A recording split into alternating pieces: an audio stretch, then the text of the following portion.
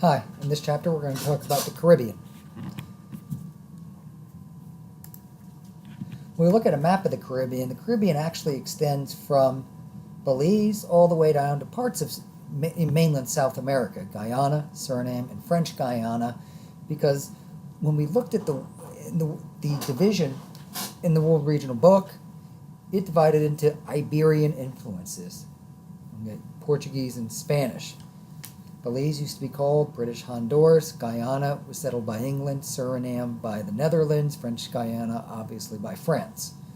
So you can see this more European influence as well as the island influence. So we talk about some of these historical divisions, such as South Asia. I thought this was neat. This is Arecibo. This is a radio telescope located in Puerto Rico. These are some of the islands that you see. So, there's issues of transportation issues. This is San Juan, Puerto Rico. So you can see Castillo El Moro.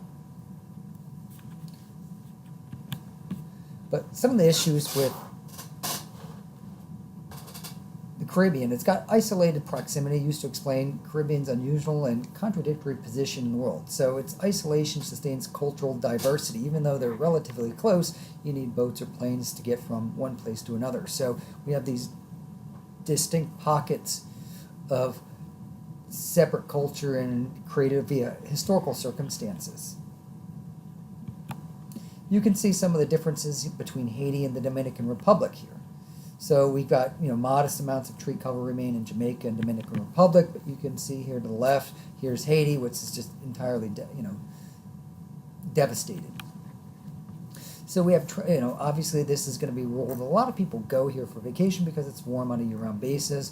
I went to the Bahamas last November and it was nice. It was in the 70s and 80s.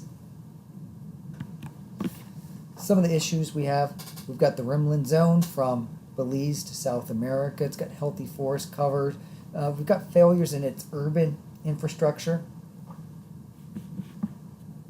such as Haiti. Haiti, about 50% of Haiti's population has access to improved water sources. And this is further exacerbated by the earthquake they had in 2010. It's separated into a couple different places. We've got the Rimland states, such as Belize and the Guyanas. We've got the Lesser Antilles, which is this smaller arc of volcanoes, and I'll refer to those in a second. And then we have the Greater Antilles, which is Cuba, Jamaica, Hispaniola, which encompasses the countries of Haiti and Dominican Republic, and Puerto Rico. And you can see what they look like here. So these are our Rimland areas here. These are our Greater Antilles and our Lesser Antilles. This is Montserrat, and I thought this was kind of interesting. It's been devastated, and if we saw before, it's on a plate. Okay, so we have volcanoes or the remnants of volcanoes right here. So, and Mount Pelée in Martinique was the deadliest volcano in the 20th century. I've got a neat map right here, and I'll move it over. But this is what we're looking at with the Caribbean. This is from Google Maps, so maps.google.com. And you can kind of zoom out. This is the area that we're looking at here from Belize, or formerly British Honduras, over to here. But if I zoom in, you can see some of these places here. This is Montserrat. I remember this in the 90s. This was erupting. And I can turn on map.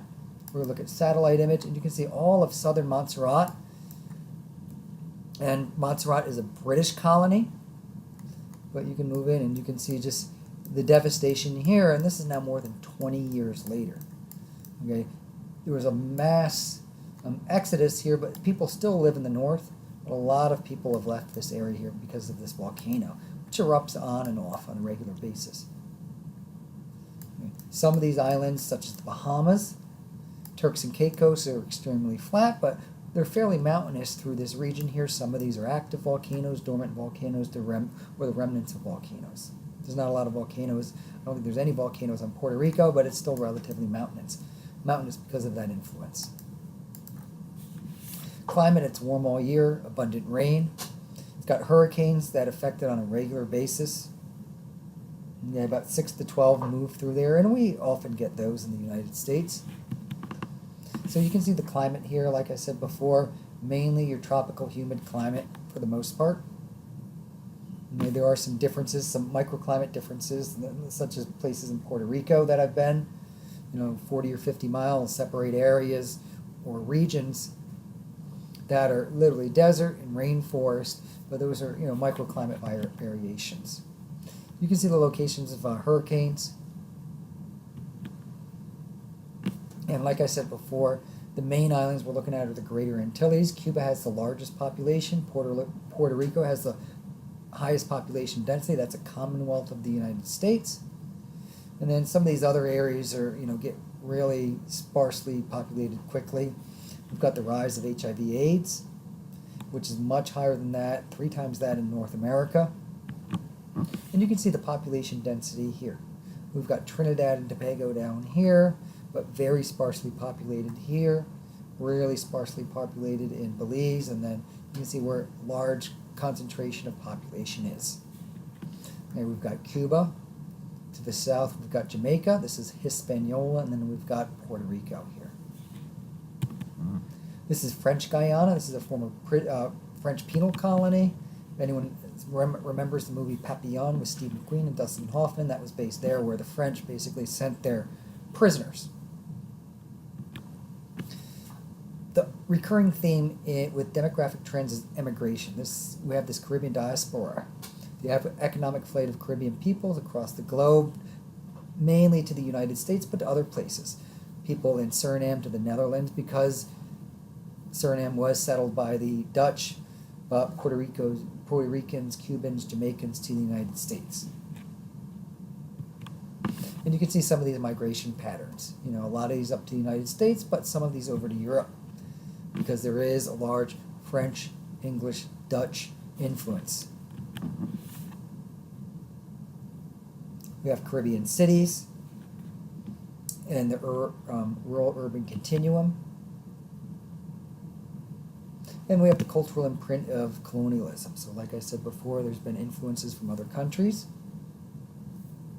onto a lot of these countries, like Bahamas. Bahamas didn't become a country until the 1970s, I believe.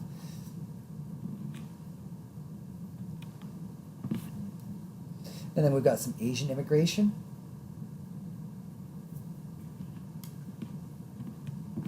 You can see the effect that this is in Javanese Muslim women in Suriname. So Java was actually also Dutch East Indies over near Indonesia.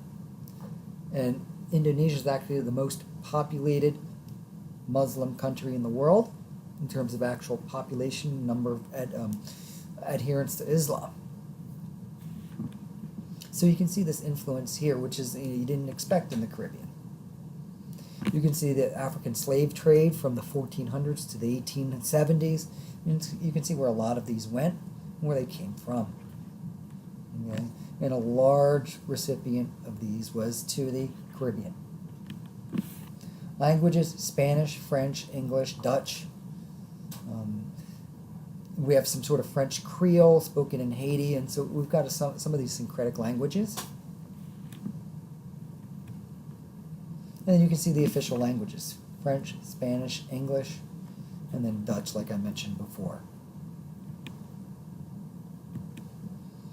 In terms of geopolitics, basically it's life in America's backyard. So U.S. maintains kind of a proprietary attitude. We do have the U.S. Virgin Islands, which are located there. That used to belong to the Danish. We bought it from them in the at the end of World War I believe. And then I'll mention Guantanamo Bay in a second. But present day, we have some colonies. Britain owns the Cayman Islands, the Turk and Caicos. French owns or runs Martinique, Guadeloupe. French Guiana. Netherlands runs places like Saba, St. Martin, which is split between 2 different countries. And I thought this was fairly interesting. I've been there before. But this is St. Martin over here. There's St. Martin. This is St. Martin. So you can see it's actually split between Dutch half and a French half. Okay, so very interesting. Okay, so this actual island is split between 2 different countries. So geopolitically, it's fairly complex. Okay, this is interesting here. We hear Guantanamo Bay. This is actually located in Cuba. that was signed over to the United States, I believe, at the end of the Spanish-American War in 1898. And we have it in Cuba.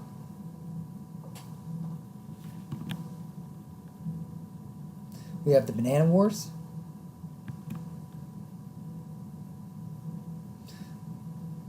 Offshore banking with the Cayman Islands. And then you can see some of the Caribbean offshore centers, such as the Bahamas, Cayman Islands, Turks and Caicos, Aruba, Curacao, which belongs to the Netherlands. And then, Puerto Rican pharmaceuticals. And then tourism is really big. We hear the term sometimes, when the U.S. gets a cold, Bahamas gets sick. So if the economy in the United States goes down and we have less disposable income for cruises or vacation, Bahamas suffers. And a lot of these other countries suffer. So we're really migrating from this service industry to other types of industries. Yeah. So we can look at the number of arrivals and receipts and how we basically, turn these places. Places like Dominican Republic, which are starting to become bigger tourist centers for people to go. And you can see some of these big cruise ships. Last couple things here. Overall improvement socially. Haiti's still in relatively bad shape. Probably one of the least developed, least developed countries in the Western Hemisphere. But it's got lower literacy in Cuba and the English colonies. And another thing that it does suffer from is what we call brain drain, where people leave, a high percentage of well-educated and talented people like doctors, lawyers, whoever, scientists leave for better economic opportunities in other places, and really doesn't address the problems in those particular countries. And we hear about that a lot, especially in Asia too. And that's about it for the Caribbean.